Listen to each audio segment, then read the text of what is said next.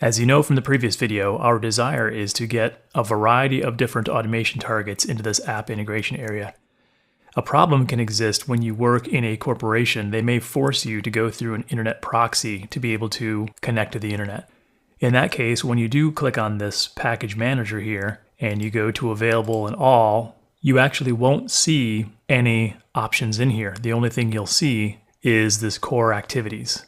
And the reason for that is because this particular package manager dialog is being blocked from connecting to the internet and populating this list of available packages. So in that case, what you'll need to do is go directly to the website that serves as a repository for all these packages. And that website is myget.org. And once you're here, just go ahead and click on the sign up button, and you'll very quickly be able to create a free account, and they'll send you an email to confirm.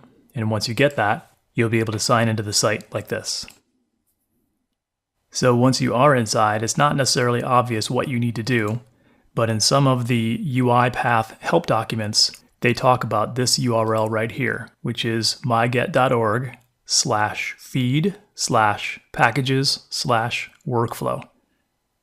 Some of the help documents refer to this and tell you that you need to go here to get packages.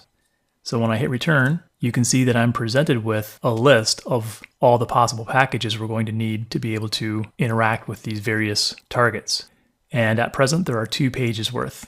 When you go to the second page, that's when you'll see things like database and Excel and FTP and mail and all those top level packages that you want.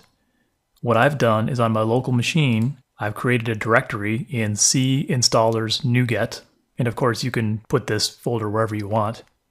But the idea is that we're going to need to click on this link to go to its main page and then download this top-level package into this directory.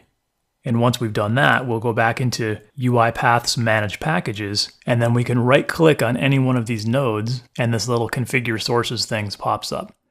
And when we use this, we're simply going to point this package manager at this download directory we created, and then it's going to show the packages in here that exist inside this download directory. So it's kind of cumbersome, and I'm surprised that UiPath doesn't do a better job showing people how to do this, but let's walk through it. So like I said, I'm here at feed/packages/workflow. I've gone to the second page, and I'm on Excel here. I click on this link, and now I'm on the main page for Excel. And all we need to do is find this download link right here. When you click on that, you can see it pops open a new window, and it's going to give us this little save button down here. So I click on the save as option, and you can see I'm placing that into my C installers NuGet. So you can see that I've already got Excel in here right now. That's the top level package.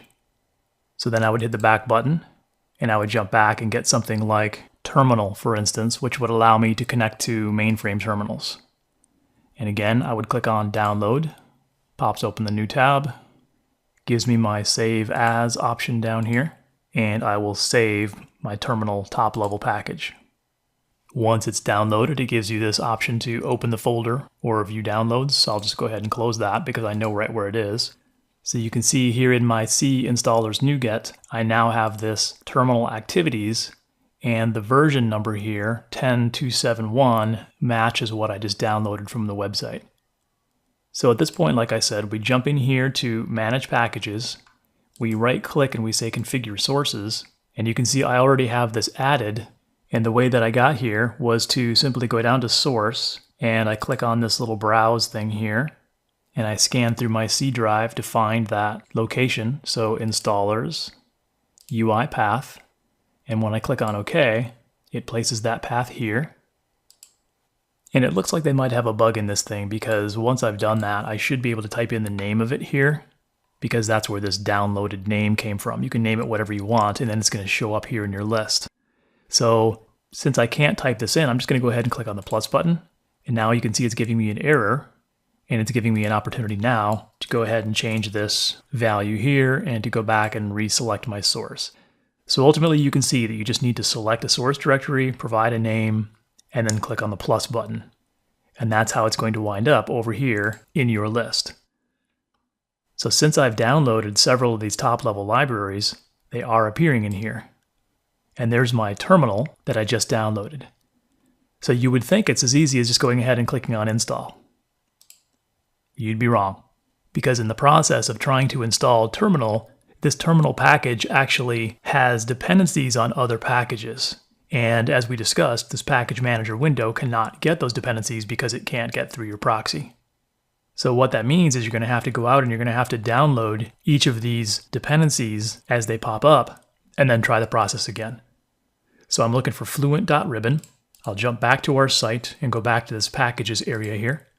Unfortunately, they're organized in alphabetical order in this list. So notice fluent.ribbon is right there. I click on it. I click download. I save as.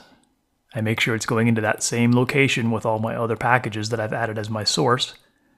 Click on save, and I can see that it's downloaded. So now I go back to UiPath and repeat the process. Now it shouldn't complain about that same dependency. And look at that, it only needed one dependency. And now if I go over here into app integration, you can see that terminals is available. So that's the process you use to download packages when you're being blocked by a corporate proxy. Your alternative would be to talk to your IT folks and see if you can get them to whitelist you and not have to use that proxy. But if you can't do that, this is your option. Terminals was easy because it only had one dependency, but just bear in mind that installing some of these cool top-level packages are going to have multiple dependencies. And the way that you can see that is if you go back to this site here on packages, for instance, and I'm going back to page 2, and under Excel, for instance, on this download page, you can go to this tab that says dependencies, and it'll tell you how many dependencies it has. But what's a bummer is that each of these dependencies might also have dependencies. And the way you can kind of see that is by clicking on this little icon, which shows a dependency map. So you can see here is our main package we're looking for, and it has these satellite dependencies. And you can see that, for instance, closed XML, when you hover over that, shows that it also has dependencies. And then again, of course, those dependencies could have dependencies and so on. So when you're sitting here clicking on the install button, you might find that these things pop up dependency after dependency, and you have to keep going back to this website and downloading them. So that's a workaround for you for installing these packages outside of the proxy.